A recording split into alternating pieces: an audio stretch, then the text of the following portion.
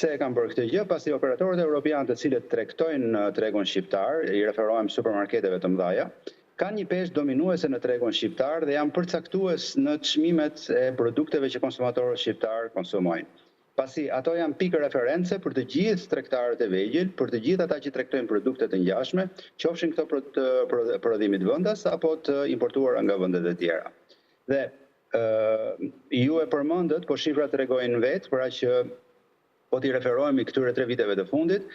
mesatarja, gjithmonë i referohemi mesatare, se çmimeve të produkteve europiane në Shqipëri janë 80%,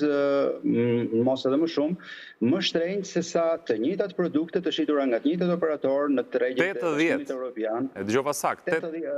Atëherë, në shifra më saktë për këtë vit është 83% që më rezulton nga të dhënat e studimit të fundit që sapo është publikuar, por në vitet e kaluara ka qenë 2024 mesatarja e 3 operatorëve që janë të mëdhenj me peshë në treg shkonte në 80%, ndërkohë që specifikisht për disa nga operatorët është edhe mbi 2 fishi, pra mesatarja e produkteve që merren në këta